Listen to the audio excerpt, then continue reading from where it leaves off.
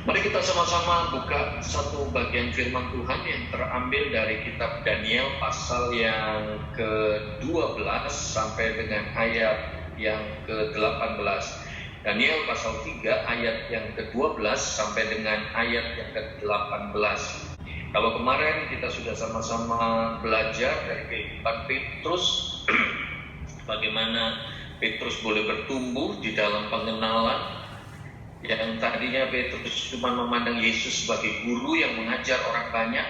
Petrus kemarin dalam keadaan yang tidak baik, ngomongin bete banget, kerja gak ada hasil. Tapi akhirnya Petrus bukan hanya bertumbuh di dalam pengenalan, tapi Petrus juga mengalami kuasa Allah, mengalami mujizat Tuhan.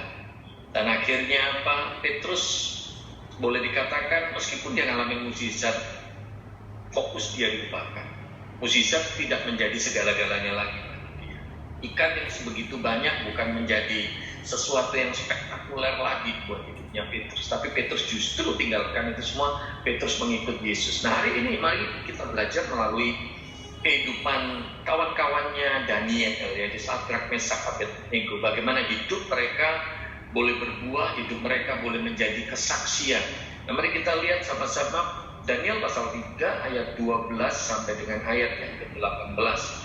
Kita baca sama-sama Bapak Ibu Saudara. 1, 2, 3. Ada beberapa orang Yahudi yang kepada mereka telah Tuanku berikan pemerintahan atas wilayah Babel, yakni Sadrak, Mesak, dan Abednego. Orang-orang ini tidak mengindahkan titah Tuanku ya Raja. Mereka tidak memuja dewa Tuanku dan tidak menyembah patung emas yang telah Tuanku dirikan. Sesudah itu Nebukadnezar memerintahkan dalam marahnya dan geramnya untuk membawa Sadrak, Mesak, dan Abednego menghadap. Setelah orang-orang itu dibawa menghadap raja, berkatalah Nebukadnezar kepada mereka, apakah benar, hai Sadrak, Mesak, dan Abednego, bahwa kamu tidak memuja dewaku dan tidak menyembah patung emas yang kudirikan itu? Sekarang jika kamu bersedia, demi kamu mendengar bunyi sangkakala, seruling, kecapi, rebab, gambus, redam, dan berbagai-bagai jenis bunyi-bunyian, sujudlah menyembah patung yang kubuat itu. Tetapi jika kamu tidak menyembah, kamu akan dicampakkan seketika itu juga ke dalam perapian yang menyala-nyala. Dan dewa manakah yang dapat melepaskan kamu dari dalam tanganku? Lalu Sadrak, Mesak, dan Abednego menjawab Raja Nebukadnezar, tidak ada gunanya kami memberi jawab kembali. Jika Allah kami yang kami puja sanggup melepaskan kami, maka ia akan melepaskan kami dari perapian yang menyala-nyala itu dan dari dalam tanganmu ya Raja. Tetapi seandainya tidak, hendaklah Tuanku mengetahui ya Raja, bahwa kami tidak akan memuja dewa Tuanku dan tidak akan menyembah patung emas yang Tuanku dirikan itu. Bagian ini menarik sekali untuk kita sama-sama renungkan, sama-sama kita belajar, Ibu Saudara. Bagaimana hidup kita boleh menjadi berkat, bagaimana boleh hidup kita menjadi kesaksian, hidup kita memberi dampak bagi orang di sekeliling kita. Saya tidak akan khotbah terlalu panjang lebar, tapi ada beberapa poin yang ingin saya sharingkan, yang ingin saya bagikan. Saya rindu sekali di tengah kondisi kita yang sulit mungkin hari ini, di tengah kondisi kita yang berat hari ini, tapi bagaimana kita tetap boleh menjadi berkat bagi orang lain. Hidup kita tetap boleh menjadi kesaksian. Yang pertama, coba kita lihat ayat 15. Ayat 15. Kita lihat di dalam bagian ini. Sekarang jika kamu bersedia, demi kamu mendengar bunyi sangkakala, seruling, kecapi, rebab, gambus, serdam, dan berbagai-bagai jenis bunyi-bunyian, sujudlah menyembah patung yang kubuat itu. Ini tolong digaris bawahi. Sujudlah menyembah patung yang kubuat itu. Tetapi jika kamu tidak menyembah, kamu akan dicampakkan seketika itu juga ke dalam perapian yang menyala-nyala. Nah, ini juga perlu digaris bawahi ini. Dan kalimat terakhir, ini ada satu ancaman. Dan dewa manakah yang dapat melepaskan kamu dari dalam tangan? Artinya apa Bapak Ibu Saudara? Ini yang pertama. Sadrak, Mesak, Abednego hidup di dalam sebuah tekanan, hidup di dalam sebuah ancaman. Mereka diancam oleh Nebukadnezar ketika mereka menyembah patung Nebukadnezar. Sadrak, Mesak, dan Abednego mengalami sebuah tekanan dalam kehidupan mereka. Nah Bapak Ibu Saudara, mungkin hari-hari ini kita sama-sama mengalami sebuah tekanan dalam kehidupan kita. Mungkin kita ada yang mengalami tekanan dalam masalah pekerjaan kita, masalah usaha kita, masalah kesehatan kita. Ada orang yang tertekan di dalam kehidupannya karena apa? Dia atau keluarganya mengalami sakit. Nah, boleh dikatakan yang penting hari-hari ini kita sehat, dan nomor satu itu dulu deh. Kondisi boleh sulit, tapi kalau semua kita sehat, kita bersyukur. Kalau semua kita kondisi seperti ini, tapi kita sakit, waduh Bapak Ibu Saudara, berat sekali. Makanya mesti kita jaga diri kita. Dah, yuk jaga diri kita supaya kita tetap sehat. Nah Bapak Ibu Saudara, hari-hari ini ada orang yang mengalami tekanan dalam kehidupannya, bukan hanya masalah ekonomi, masalah finansial, masalah keuangan itu, tapi juga ada yang tertekan masalah atau pekerjaan, masalah bisnis, masalah usaha yang nggak bisa jalan. Kemudian ada orang yang ngalamin tekanan masalah kesehatan, ngalamin sakit kok nggak sembuh-sembuh. Ada satu teman saya kemarin tuh sampai sempat sharing, dia ngerasa, waduh rasanya kok capek banget, sampai teman-teman di grup terus kasih kekuatan buat dia. Nah Bapak Ibu Saudara, mungkin ada di antara kita yang ngalamin tekanan masalah sakit penyakit. Mungkin ada di antara kita yang ngalamin tekanan masalah rumah tangga.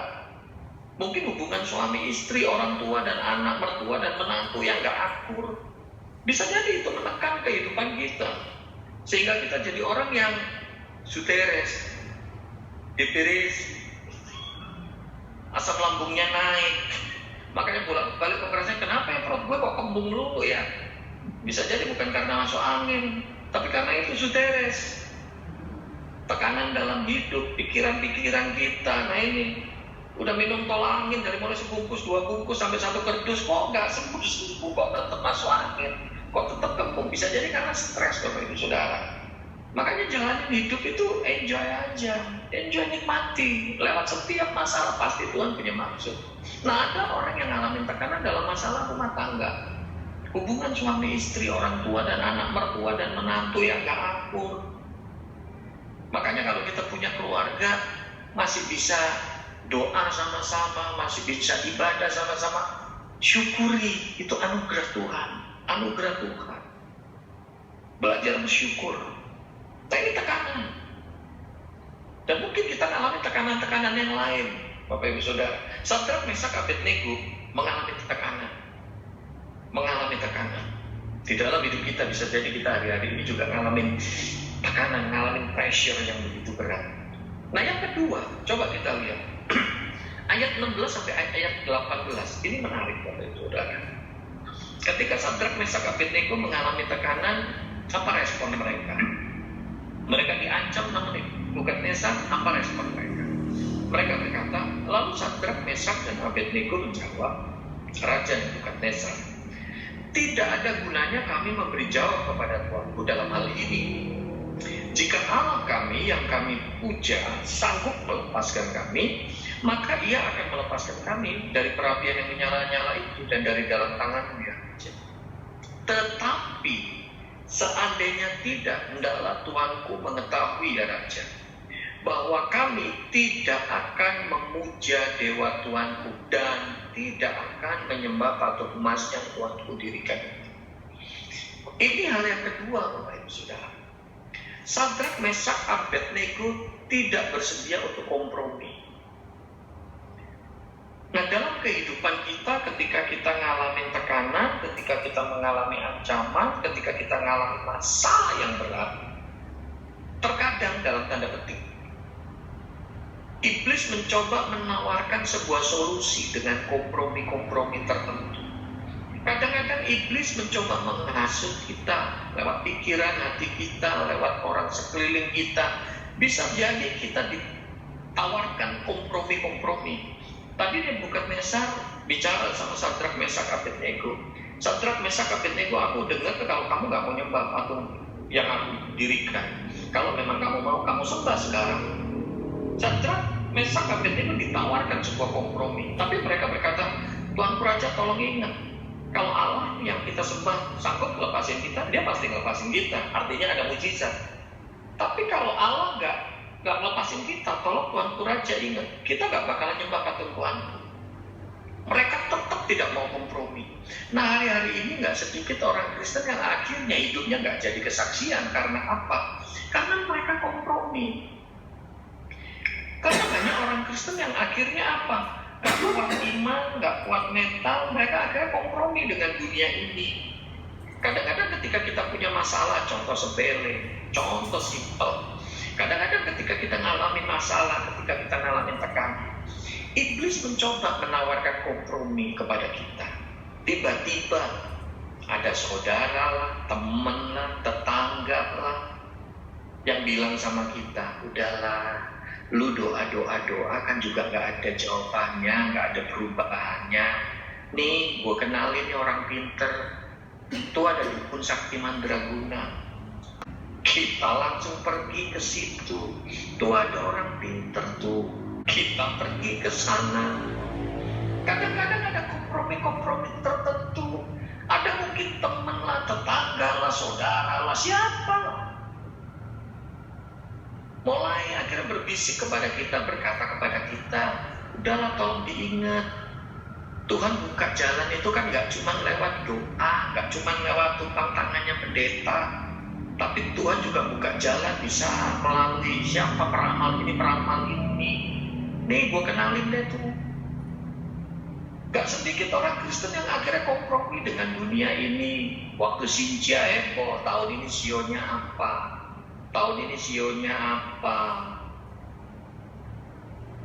Saya pernah godain satu kakek ya. Waktu itu dia bilang bahwa ya kalau di kalangan orang Chinese kan paling benci angka 4. Angka 4 itu dibilangnya shift mati, kematian. Tapi anehnya kalau orang nikah, kalau bedanya 4 tahun dibilang bagus. Dibilangnya kaki meja. Kalau orang nikah bedanya 4 tahun dibilangnya itu kaki meja, itu kuat, kokoh. Saya waktu itu godain kakek ini. Saya bilang, waduh, saya panggilnya Om sih. Om, kalau gitu saya sama istri saya bagus dong Om. Kaki meja dong Om. Loh kenapa Sam? Kamu sama istrimu bedanya 4 tahun. Saya bilang, saya sama istri saya bedanya 7 tahun Om. Loh kok kaki meja? Kan 7 tahun ya? Iya Om, karena itu meja saya, suka-suka saya mau kasih kakinya berapa. Pernikahan saya bahagia gak ditentukan bedanya 4 tahun. Hidup kita beruntung, hidup kita berhasil, hidup kita diberkati, bukan faktornya sio, bukan faktornya ramalan. Jadi tolong ingat hal yang kedua Bapak Ibu Saudara, supaya hidup kita jadi kesaksian, jangan sampai kita ini kompromi dengan apa yang ditawarkan dunia ini. Gak sedikit orang Kristen akhirnya dalam bisnis gak jadi kesaksian, hidupnya gak jadi berkat. Karena apa? Orang lain akhirnya berkata, dia mah Kristen Pak Sam, tapi nyogok juga tetap aja. Nah dia mah Kristen tapi korup juga tetap aja loh. Gak jadi kesaksian. Maka dari itu mari kita belajar, gak kompromi Bapak Ibu Saudara. Belajar berkata tidak, itu memang gak mudah, tapi itu penting. Ini hal yang kedua. Sadrak, Mesak, Abednego ketika ditawarkan kompromi, mereka berani berkata tidak. Mereka gak mau kompromi. Nah, dalam kehidupan kita di dunia ini, supaya kita jadi berkat, supaya kita jadi kesaksian, mari kita belajar. Belajar untuk tidak kompromi dengan tawaran dunia ini. Yang ketiga, coba kita lihat. Ayat 24 sampai 27. Nah ini kita lihat. Kemudian terkejutlah Raja Nebukadnezar itu lalu bangun dengan segera. Berkatalah ia kepada para menterinya, bukankah 3 orang yang telah kita campakkan dengan terikat dalam api itu? Jawab mereka kepada raja, benar.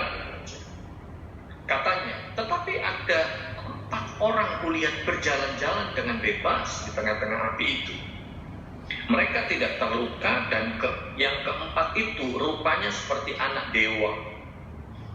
Lalu Nebukadnezar mendekati pintu perapian yang menyala-nyala itu. Berkatalah ia, Sadrak, Mesak, dan Abednego, hamba-hamba Allah yang maha tinggi, keluarlah dan datanglah kemari. Lalu keluarlah Sadrak, Mesak, dan Abednego dari api itu. Ayat 27 ini bagus. Dan para wakil raja, para penguasa, para bupati, dan para menteri raja datang berkumpul. Mereka melihat bahwa tubuh orang-orang ini tidak mempan oleh api itu, bahwa rambut kepala mereka tidak hangus, juga mereka tidak berubah apa-apa, bahkan bau kebakaran pun tidak ada pada mereka. Artinya apa, Bapak Ibu Saudara? Ini yang ketiga. Ketika mereka tidak kompromi dengan tawaran Nebukadnezar, Tuhan menyatakan mukjizatnya dalam hidup mereka. Nah, ini yang seringkali saya bilang pada jemaat. Kemarin juga saya sharingkan, kalau kita mau ngalamin mukjizatnya Tuhan, belajar taat sama Tuhan. Karena ketaatan itu cepat atau lambat mendatangkan mukjizat. Sadrak, Mesak, Abednego mengalami mukjizat Allah. Karena apa? Mereka taat, mereka nggak kompromi. Makanya buat saya sih sedih sekali gitu loh, kalau ada orang Kristen anak Tuhan, tapi hidupnya nggak taat. Bahkan kadang-kadang lebih dengerin omongan dunia ini, orang-orang sekeliling. Ya, jadi orang Kristen jangan terlalu rohani lah, jangan terlalu nurut sama firman Tuhan, matinya cepet. Ya kan lucu kalau ada orang Kristen yang masih percaya hal seperti itu. Pak, Bu, ketaatan kita cepat atau lambat mendatangkan mukjizat. Ketika kita tidak kompromi, maka poin yang ketiga, mukjizat akan Tuhan nyatakan. Ini poin yang ketiga. Ketika tidak kompromi atau ketika kita mentaati Tuhan, mukjizat Tuhan akan nyatakan. Cepat atau lambat kita akan melihat mukjizat Tuhan. Pak, Bu, yakini iman nih. Firman Tuhan itu gak pernah berubah kok. Firman Tuhan gak pernah berubah. Saya lihat banyak fakta hari-hari ini. Orang yang tadinya ngalamin kesulitan dalam kehidupannya, ngalamin kehidupan yang sulit, kondisi yang berat, tapi akhirnya mereka ngalamin mukjizatnya Tuhan. Ketika kita taat, mukjizat Tuhan pasti dinyatakan. Sadrak, Mesak, Abednego, mereka ngalamin mukjizat. Bahkan dikatakan 3 orang yang dimasukkan ke dalam perapian, tapi ada 4 orang. Dan yang keempat ini dikatakan seperti anak dewa. Itu kalau dalam istilah teologianya dikatakan teofani. Jadi Allah yang menyatakan diri seperti manusia. Pak, Bu, Tuhan gak kekurangan cara untuk nyatakan kuasanya, untuk nyatakan mukjizatnya. Tapi mari kita belajar tetap taat sama Tuhan, gak kompromi dengan dosa, gak kompromi dengan cara-cara dunia ini. Yang keempat, Bapak Ibu Saudara, kita lihat ayat 28 dan 29. Nah, ini yang jadi tema kita hari ini. Ayat 28 dan 29. Berkatalah Nebukadnezar, terpujilah Allahnya Sadrak, Mesak, dan Abednego. Itu tolong digarisbawahi, Bapak Ibu Saudara. Saya suka sekali kalimat itu. Yang tadinya ngancem, tapi akhirnya sekarang memuliakan Allahnya Sadrak, Mesak, Abednego. Ia telah mengutus malaikatnya dan melepaskan hamba-hambanya yang telah menaruh percaya kepadanya dan melanggar titah raja, dan yang menyerahkan tubuh mereka karena mereka tidak mau memuja dan menyembah Allah manapun kecuali Allah mereka. Ayat 29 ini bagus. Sebab itu aku mengeluarkan perintah bahwa setiap orang dari bangsa atau suku bangsa atau bahasa manapun dia yang mengucapkan penghinaan terhadap Allahnya Sadrak, Mesak, dan Abednego akan dipenggal-penggal dan rumahnya akan dirobohkan menjadi timbunan puing, karena tidak ada Allah lain yang dapat melepaskan secara demikian itu. Ini yang keempat, ini yang jadi tema kita hari ini. Ketika kita tidak kompromi, ketika kita tetap taat sama Tuhan, bukan hanya mukjizat yang Tuhan nyatakan, tapi yang keempat, hidup kita akan menjadi kesaksian. Kita tahu tadinya Nebukadnezar yang menyuruh memasukkan Sadrak, Mesak, Abednego ke dalam perapian. Tetapi Nebukadnezar juga yang menyuruh mengeluarkan Sadrak, Mesak, Abednego dari perapian.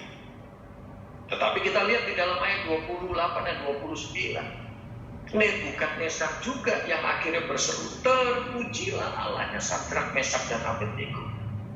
Bahkan Nebukadnezar juga yang akhirnya memberikan sebuah peraturan, siapa yang menghina Allahnya Sadrak, Mesak, Abednego, mereka akan dipenggal, rumahnya dirobohkan. Bapak Ibu lihat, Sadrak, Mesak, Abednego akhirnya menjadi kesaksian. Bukan hanya buat Nebukadnezar, tapi buat seluruh menteri, bupati, dan lain sebagainya. Bapak Ibu Saudara, dalam hidup kita, mari kita belajar menjadi kesaksian. Tapi dahului dengan sebuah ketaatan, hati yang gak mau kompromi, supaya hidup kita menjadi berkat. Kalau kita jadi orang Kristen yang kompromi dengan cara-cara dunia ini, ya akhirnya hidup kita gak jadi berkat, gak bisa jadi garam dan terang. Ini yang keempat. Dan yang kelima, yang terakhir, nah ini. Kita lihat ayat 30, Bapak Ibu Saudara. Lalu Raja memberikan kedudukan tinggi kepada Sadrak, Mesak, dan Abednego di wilayah Babel. Saya suka kalimat ini. Lalu Raja memberikan kedudukan tinggi kepada Sadrak, Mesak, dan Abednego di wilayah Babel. Artinya apa, Bapak Ibu Saudara? Bukan hanya mukjizat yang Tuhan berikan, tapi kesuksesan, keberhasilan. Saya yakin dan percaya setiap orang kalau ditanya mau nggak hidup sukses, pasti berkata, oh ya saya mau hidup sukses, saya mau hidup berhasil, saya ingin punya kedudukan yang tinggi. Tapi caranya seperti apa? Kalau kita pengen sukses, pengen berhasil, pengen punya kedudukan tinggi dengan cara-cara yang nggak benar, Tuhan nggak mau itu.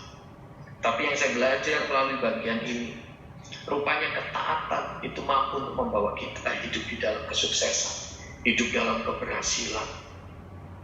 Bapak Ibu Saudara, Sadrak, Mesak, Abednego akhirnya diberikan kedudukan yang tinggi. Mereka punya jabatan yang tinggi.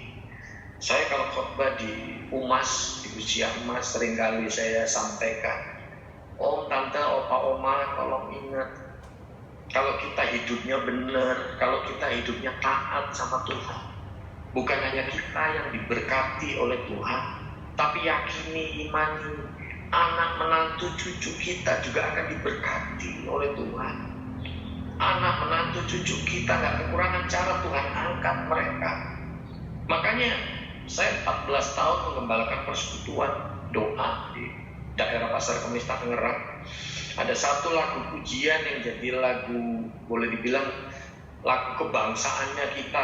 Tiap kali persembahan, wah kita nyanyiin lagu itu, dan saya minta jemaat, nyanyiin itu dengan penuh semangat, yakini iman itu terjadi dalam hidup kita. Begitu besar kasih Allah pada kita, diberkatilah anak cucu kita di mana-mana. Tuhan gak kekurangan cara untuk angkat orang miskin jadi kaya.